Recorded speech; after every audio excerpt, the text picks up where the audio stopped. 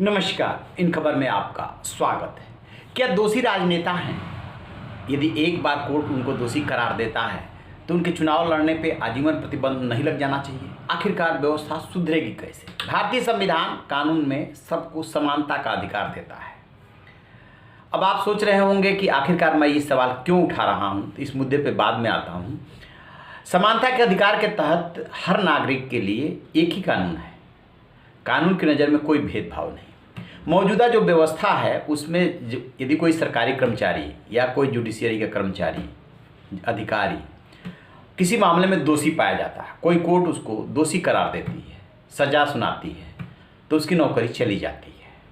लेकिन राजनेताओं के मामले में ये लागू नहीं होता है, और जो लागू होता है वो बहुत लिमिटेड पीरियड के लिए होता है। जनसेवक वो भी हैं, राजनेता भी, एमएलए एमपी भी जनसेवक की कैटेगरी में आते हैं। तो अश्वनी उपाध्याय हैं, बीजेपी से भी ताल्लुक़ रखते हैं और सोशल वर्कर भी हैं।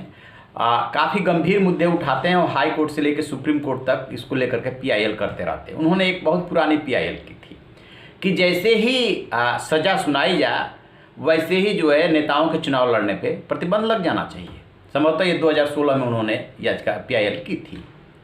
इसका समर्थन चुनाव आयोग ने भी किया कि बिल्कुल ऐसा होना चाहिए, लेकिन केंद्र सरकार इससे सहमत नहीं है, यानी कि मोदी सरकार इससे सहमत नहीं है। जो अभी उसने हलफनामा दाखिल किया, सुप्रीम कोर्ट में सुनवाई हुई है, उसमें कहा कि नहीं, ये जरूरी नहीं है।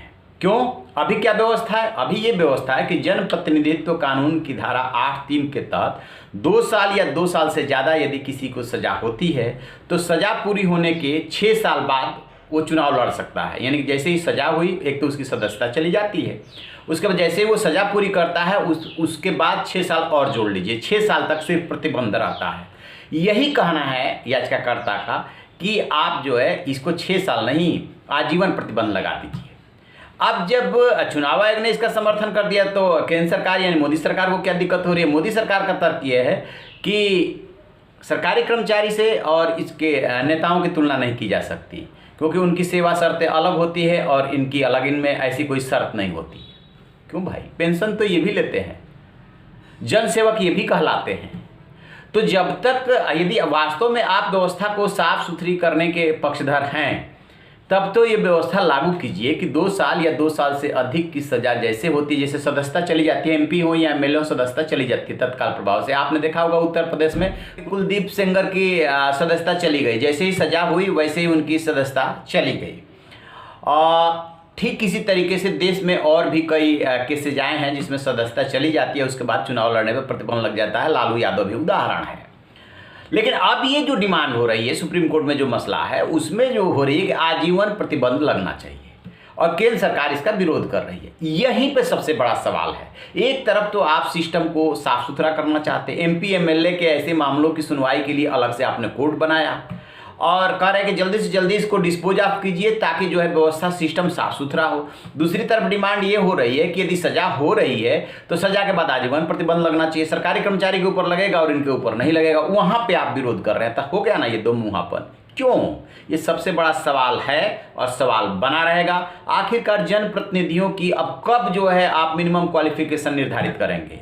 पंचायतों के लिए आपने कर दिया, एमपी एमएलए के लिए क्यों नहीं करना चाहते हैं? आप उनका क्वालिफिकेशन बनाइए, उनका साफ सुथरा रिकॉर्ड रखिए, जैसे ही उनको सज़ा सुनाई जाती है उनका आजीवन प्रतिबंध लगा दीजिए। देखिए अभी कैसे कंट्रोल हो जाएगा। ये जितने नेता बने घूमते हैं और जो है तमाम तरह के अपराधों में शामिल होते हैं, कई बार झूठे मामले भी उनके खिलाफ दर्ज होते हैं तो एविडेंस नहीं रहेगा, कोर्ट से छूट जाएंगे। लेकिन दो मुँहापन नहीं होना चाहिए। व्यवस्था साफ सुथरी यदि बनाना चाहते हैं तो सबके लिए एक ही कानून है, देश में एक ही संविधान है। उस संविधान की नज़र में सब लोग बराबर हैं, चाहे वो किसी भी जाति धर्म लिंग से ताल्लुक़ रखते हों। इसका कोई मतलब नहीं है। ऐसा नहीं हो सकता कि आप भी लोक सेवक, सरकारी कर्मचारी भी लोक सेवक, उनके लिए अलग कानून, इनके लिए अलग कानून। तो आप भी सोचिएगा। तो आप रहिए न बेखबर, देखते रहिए इन खबर। Thank you. इन खबर चैनल को सब्सक्राइब करें।